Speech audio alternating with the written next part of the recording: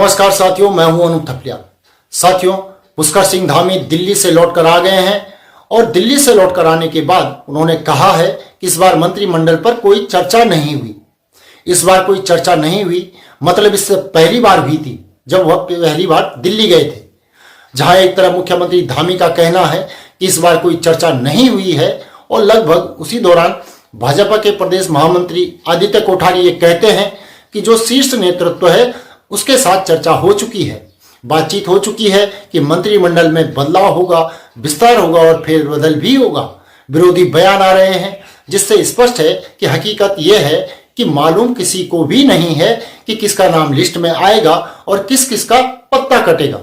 कुछ आंकलन हैं, कुछ चर्चाएं दिल्ली से इस तरह की भी हुई हैं कि हो सकता है कि उत्तराखंड का जो मंत्रिमंडल है वो पूरा ही साफ किया जाएगा और नए मंत्रियों को नए सिरे से शामिल करा लिया जाएगा। इस तरीके का उदाहरण पहले भी बीजेपी ने दिया है। इस बार भाजपा क्या करेगी किसी को बहुत ज्यादा कुछ तो मालूम नहीं है, पर वहीं खबर यह भी कुछ दिन पहले आई थी कि उत्तराखंड में जितने भी मंत्री हैं उन सबके फीडबैक लिए गए हैं। जो बीजेपी का शीर्ष नेतृत्व है, जिसे बीजेपी अपना शीर्ष नेतृत्व कहती है, उन्होंने सारे मंत्रियों की परफॉर्मेंस पर एक आंकलन करने की कोशिश भी की थी और अलग अलग इस तरह से सभी मंत्रियों के फीडबैक इकट्ठे भी किए गए थे।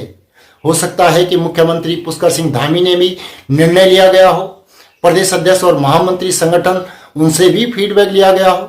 तो साथियों, आगे बढ़ने से पहले आपसे आग्रह है कि आप हमारे चैनल को अवश्य सब्सक्राइब कर लें और दोस्तों से भी करवाएं ताकि हमें आपका सपोर्ट मिले और हम आपके माध्यम से ज़्यादा लोगों तक अपनी खबरों को पहुंचा सकें। एक छोटा सा निवेदन है कि नीचे दिए गए नंबर या फिर क्यूआर कोड के माध्यम से हमारा सहयोग करके हमें सपोर्ट जरूर कीजिएगा। नहीं, इस बार मंत्रिमंडल की बात नहीं हुई है क्योंकि इस बार मैं व्यक्तिगत कार्यक्रमों में गया था और मुझे कुछ समारोह में भी शामिल होना था कुछ जगह पर। सर, एक आखिरी सवाल, केंद्रीय नेतृत्व के फीडबैक इकट्ठा करने के बाद अब ये बात सामने आती है कि जो दिल्ली का नेतृत्व है वह नाराज क्यों हो गया है। यह बात सिर्फ एक मंत्री से नाराज होने की नहीं है या एक प्रदेश अध्यक्ष के जन विरोधी बयान है भरे उनके जो कारनामे हैं उनसे नाराज होने की नहीं है। नाराजगी इस बात से भी है कि जो प्रदेश का संगठन था और जिसकी महत्वपूर्ण जिम्मेदारी थी, प्रदेश अध्यक्ष और महामंत्री संगठन सारी जानकारियां दुरुस्त करके स्पष्ट शब्दों में दिल्ली तक पहुंचाते हैं, लेकिन संगठन ने वो जानकारियां स्पष्ट भाषा में केंद्र को या फिर शीर्ष नेतृत्व को उपलब्ध नहीं कराई और यही एक बड़ी वजह केंद्र या शीर्ष नेतृत्व के नाराज होने की भी है। अब बात आ रही है कि मंत्रिमंडल का विस्तार कब होगा। कुछ इशारा इस तरीके से भी मिला है कि पहले संगठन में बदलाव होगा। अब महेंद्र भट्ट जो कि वर्तमान में प्रदेश अध्यक्ष है और वह दूसरी बार अध्यक्ष बनाने के लिए पूरी जुगलबंदी से जुटे हुए हैं, लगातार बैठकों में शामिल हो रहे हैं, अपने संपर्क दुरुस्त करके अपने पक्ष में माहौल बनाने की कोशिश कर रहे हैं, लेकिन उनका विरोधी गुट उनका खेल खराब कर रहे हैं। जाहिर सी बात है कि जो लोग रेस में होते हैं वो विरोधी गुट ही होते हैं जो महेंद्र प्रसाद भट्ट का खेल खराब करने की कोशिश कर रहे हैं। वहीं महेंद्र भट्ट ने उत्तराखंड में जो कुछ भी कारनामे किए हैं, अग्रवाल के साथ उनके पुत्र के कारोबार की साठगांठ जो भी है वो भट्ट के विरोध में ही है। अब किसी का खेल खराब होता है तो किसी का खेल बनता भी है।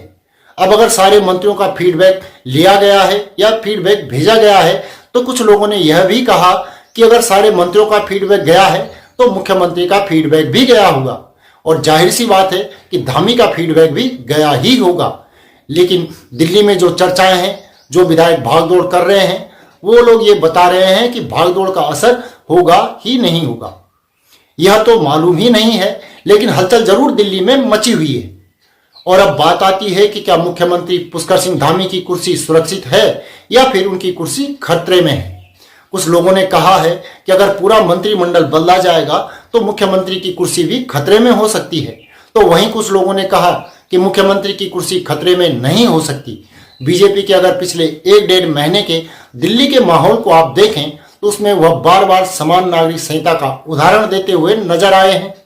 चाहे प्रधानमंत्री मोदी हो, चाहे गृह मंत्री अमित शाह हो, हर बड़े मंच पर संसद के भीतर भी और संसद के बाहर भी समान नागरिक संहिता की बात हो रही है और पुष्कर सिंह धामी के बनाए हुए समान नागरिक संहिता कानून का उदाहरण देकर दूसरे प्रदेशों में भी इस तरीके की बातें शुरू हो गई हैं कि यहां पर भी समान नागरिक संहिता को लागू किया जाना है। अब ऐसी परिस्थिति में जब सारा उदाहरण यूसीसी का पूरे देश भर में दिया जा रहा है, तो बीजेपी का लंबे समय से एक बड़ा एजेंडा यह रहा है। ऐसे में अगर मुख्यमंत्री पुष्कर सिंह धामी को बदलते हैं तो वह सबके निशाने पर आ जाएंगे। जो पार्टी में उनका विरोधी गुट भरा है उनके निशाने पर वो आ जाएंगे, और जो विपक्ष है उसके निशाने पर भी वह आ ही जाएंगे। कि जिस मुख्यमंत्री की आप सबसे ज्यादा वकालत करते हैं, जिस मुख्यमंत्री की सबसे ज्यादा तारीफ करते हैं, जिन्होंने अपने प्रदेश में समान नागरिक संहिता को लागू करवा दिया है, आपने उसी को हटा दिया। तो क्या समान नागरिक संहिता कानून ठीक नहीं है या फिर भू कानून ठीक नहीं है? ऐसी कई और भी बातें हैं जिससे मुख्यमंत्री की छवि कुछ खराब हो रही थी, इसीलिए उसको बदला गया है।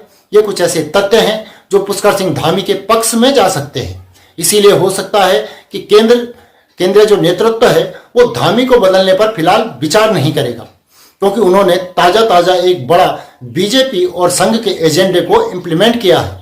और अगर उन्हें इस तरह से हटाया जाएगा तो एक गलत संदेश पूरे देश भर में चला जाएगा, तो मंत्रिमंडल में विस्तार होगा, यह बात तो तय है। इसका अंदाजा इस बात से लग रहा है कि पहले नया संगठन तैयार होना है। बहरहाल देहरादून से लेकर दिल्ली तक हलचल मची ही हुई है। किसकी कुर्सी अब जाएगी और किसकी कुर्सी बच पाएगी यह पता किसी को भी नहीं है। सब जगह सिर्फ आंकलन ही किया जा रहा है, और हम भी आम चर्चाओं के आधार पर अपना आंकलन करके आपके सामने रख रहे हैं। साथियों, इस पर अपनी राय कमेंट करके हमें जरूर बताएं। हमारे चैनल को अवश्य सब्सक्राइब करें और अपने दोस्तों से भी करवाएं, ताकि हमें आपका सपोर्ट मिले और हम ज़्यादा से ज़्यादा लोगों तक अपनी खबरों को पहुंचा सकें। एक छोटा सा निवेदन है कि नीचे दिए गए नंबर या फिर QR कोड के माध्यम से आप हमारा सहयोग जरूर कीजिए। अभी के लिए इतना ही। अगली रिपोर्ट में आपसे जल्दी ही मुलाकात होगी। तब तक के लिए नमस्कार।